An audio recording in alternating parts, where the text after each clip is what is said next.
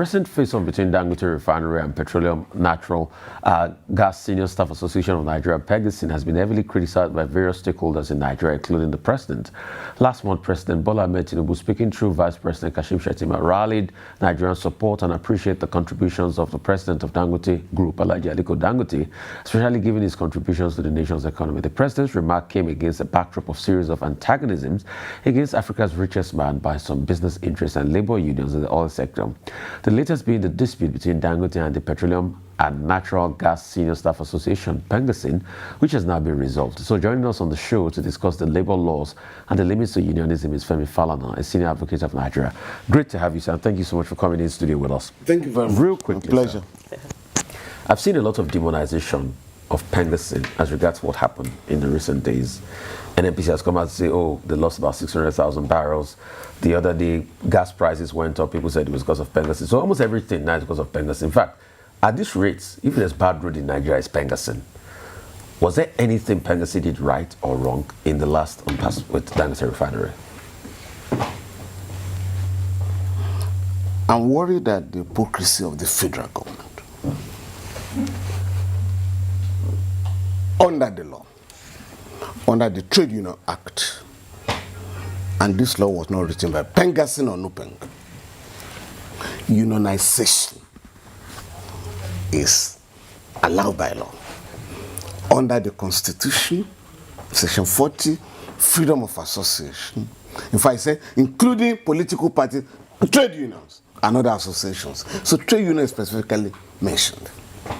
Nigeria also on its own, without any harassment from anybody, ratified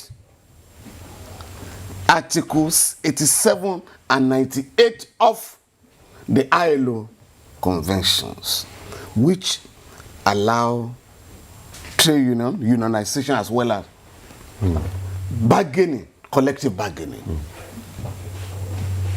So to that extent, Nigeria cannot, the government cannot be held to say that, oh, PEGASIN or NUPENG, you are going out of your way by asking for unionization. The entire strike, the two strikes were avoidable. If the Dangote Group had recognized that under the law, you cannot negotiate unionization, trade unionization. If the government had moved in speedily, as soon as the notice was given, you have security report. What's going on there? But for the intervention of the State Security Service and the office of the NSA, the strikes will have been more paralytic. They were. Now, the government is empowered, is allowed, is required by law to apprehend industrial actions so that you can have peace in the society. But when you allow workers to go on strike over matters that have been settled since the colonial days, workers fought to have unionization. In fact, the first trade union in Nigeria was born in 1912, before the amalgamation of 2014. So it's too late in the day to say, oh, we're not going to allow union anywhere. So for the people in Abuja to be accusing trade unions who are asking to enjoy their rights under the Constitution and the Trade Union Act, but it's not correct. They didn't say they're not going to allow unions. What happened was a dispute. People were sacked and they were reposted into other arms. No, that was later. That was later. Dangote Refinery. And secondly, the point is, are you saying now that that PEGASIN has the right to cripple the economy, which is a national security threat, you see, and stop power production in the country, cut gas to power stations and the likes? You see, is there any justification for that? You see, this is the problem about strikes. There's no strike anywhere in the world where people are not going to be inconvenienced. And that is why it's the duty of the government to prevent strikes as much as possible. Whether you're talking of the United States of America, in Norway, in the UK, whatever, France almost collapsed last year because of strikes, because the government and the employers did not take immediate action. This matter did this. Dangote has operated now, the refinery has operated for 1 year.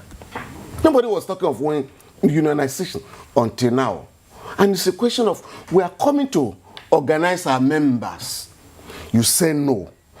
Even the group even went to the extent of wanting to form its own union for workers. We say no. This is the position of the law. For union workers, it's automatic. Once you join any enterprise, you are automatically a member of the NUPENG. With respect to pengasing, the law says you must opt in by writing, indicating in writing that I want to be a member of pengasing. 800 people indicated their wish to be members of pengasing. There was no strike, there was no war, no protest. Okay. And the government now called the two sides, or rather the three sides, two pengas, NUPENG government fair, then Dangote, Dangote and NUPENG, and Dangote and Penga. In both agreements, the first clause is that unionization is part of the extant laws of Nigeria. So if that right had been respected, or if the government had read the Riot Act, when there was an indication that there was going to be a strike, who wouldn't have had the strike? Okay, sir. So to now say, oh, because I mean, the UK 3 weeks ago, there was a strike by railway workers. The whole place got paralyzed. So everybody had to put their car on the road. But why do members of the political class or the ruling class take workers for granted? Take us to now. The academic staff of universities has been fighting for improved conditions of service for teachers. You have to see why a professor earns $300 a month. If I may just So when you now talk of these same pengas in NUPENG, if you must remember, were the darling, were the best unions in Africa in 1994 when they were fighting for democracy. The economy also collapsed. This is part of the point I want to chime into. Because I think, when we paint the picture, often it's ceteris paribus, right? All things being equal. Yes. However, some of the arguments being laid out here are, what are we doing to check and balance what is starting to look like a monopolization of the unions? Because the unions seem to be becoming cartelized in their own way. They are now being accused of interfering with the greater good that is enjoyed through private business, hampering essential services that are given to us. Our electricity was disrupted for one. A number of things that allow us to enjoy essential services were disrupted. Now, I know the ILO doesn't have any distinct statutes that say that a strike can be called off if it stops essential services. But are we saying that for businesses, we have FCCPC, we have places we can report when we feel a business is monopolistic in its behavior? Who do we report when we feel the trade unions, the unions, are being monopolistic in their behavior? Thank you very much. First of all, the unions are not involved in this monopolization business. That's but they're behaving like monopolies. No, between Dangote and his business antagonist. With respect to the unions, under Section 11 of the Trade Union Act, those services where unionization is not allowed is set out. The services are listed. The Nigerian Police Force, the Nigerian Army, this and so on and so forth. However, subsection 2 of that provision says, notwithstanding that you cannot unionize, you can form joint consultative committees. It's for the protection of the interests of workers. Now, I've heard the argument, somebody has invested so hugely, $20 billion. Who are you, these workers from nowhere? Why have you not set up your own refinery? I beg your pardon.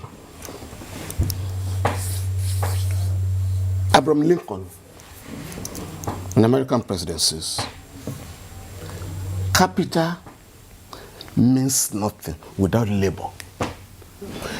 The money that was invested in that refinery, if Alhaji Aliko Dangote has put it in a bank, maybe to attract 1% or whatever, but because labor and capital are involved,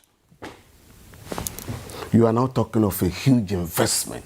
Whether you are talking of the workers that made the machines in Europe where they were imported, or the workers that build the factory here, you must not forget the fact that labor is very crucial when you are talking of an enterprise. So all unions exist for is to protect the interests of their member, to make sure that they are not paid slave wages. So what happened to mediation? Mediation, yes. Why now, do we jump to strike? Yeah. Strike in Nigeria is the last weapon. It is when all efforts to get the management to appreciate the need to respect the rights of workers. Do you feel in this instance? That's what happened. It was the last effort? This started since June. Okay. Allow us to unionize. No. If those who are coming, if you unionize, we'll sack you. Why didn't they That's go to no court? longer our law. Why didn't they go to court? No, who is to go to court? To the national. Why didn't the unions go to the National Industrial Court? No, that's not, because That's this not the thing, process. they are taking for granted that you must allow unions. So they were still negotiating. When like Dangote said, over, I mean, the company will never allow it. Okay. And the government people, the government was watching. Okay. Instead of moving decisively, as they did rather belatedly. Okay. I think this is where Vimba is going to. Vimba, you can correct me if I'm wrong. What she's trying to say is that Yes. the monopoly of the union and the union being used by some other agents against businesses. Yeah. In this strike action, Yes. there have been allegations bandied around. Before this happened, some oil unions, Darkman and the likes, were fighting Dangote. And that's why a lot of people also claim that it's only in Nigeria that union leaders become so larger than life and they become billionaires in the end. These are No. Do you have any of them who is a billionaire? No, these are allegations in the air. No, I just want that. I'm their lawyer. I want to be sure. So that I can also ask for more fees. No. If you can let me know the union leaders that Allegedly. No, that's why I say these are This guy, allegations, this guy. not substantiated. And there's also an argument that they use a lot of these labor leaders to foment trouble.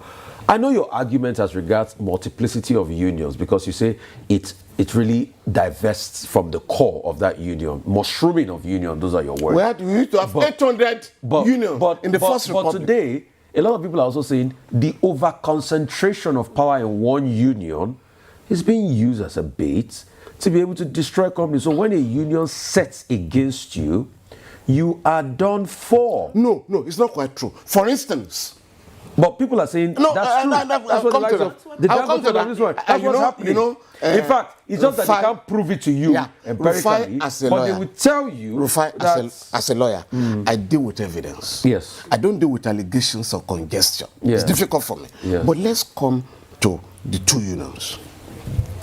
I know the officials. I do not know any of them who can be said to be a billionaire. Any of them. But that apart, what is the matter here?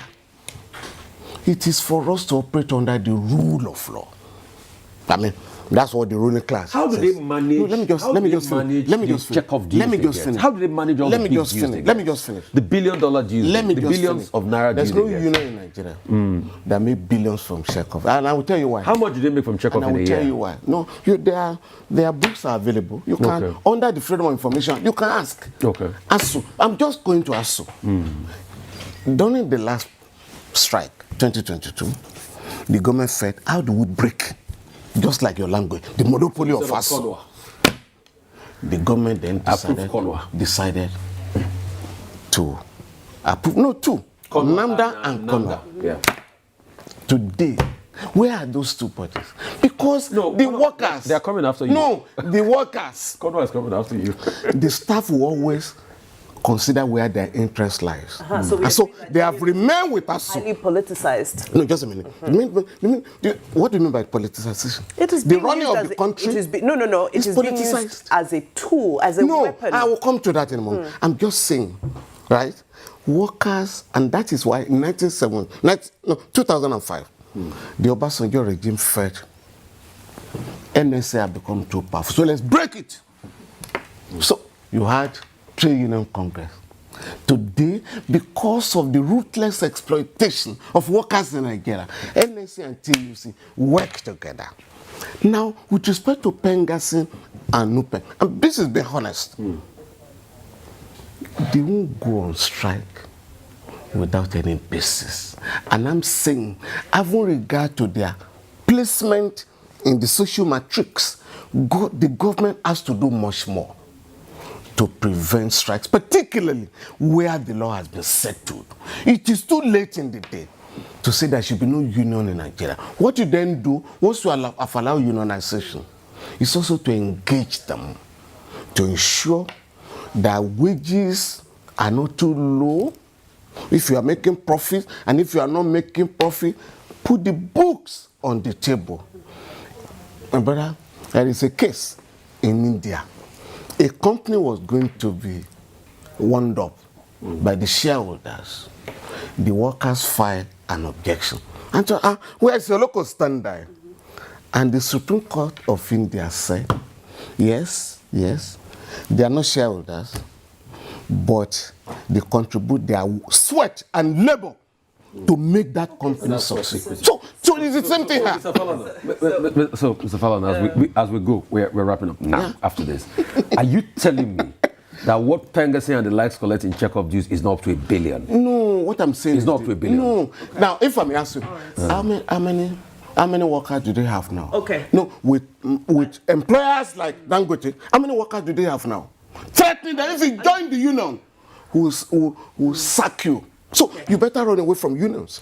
It happens with Nigerian Union of Journalists. So Pengassin is not collecting up to $1 billion in check-up dues? No, you don't. I'm saying I don't have the figure, but we can ask them. Okay. But you know, even if they collect any money, I think it's for the interest of the workers. Okay. When workers, they don't have the money to take people abroad. If workers are sick, their members are sick, they have to take care of them. If workers are sacked, they have to take care of them. I know we can engage on this for many more minutes and hours on end, but unfortunately our time is up. We are coming to organize NUJ here. Okay, please. Yeah, so that I mean, protect the interests of your workers. Some of those who are not paid salaries. I'll be in the front row. I like to pick it. Very good. I like to pick it. I like to pick it. However, I like in the example you used of India, you still referred to court. So I'd like to see more national. In fact, the two cases are coming up in court today. Dangote filed 2 actions against Pengassin and Nupen. Both cases are coming up this morning in Abuja. Very good. I can confirm to you we are being paid as a when due. Right here at the Rice District. Thank you so much. I'm very happy. We'll take a short break. I'm very happy to know that now.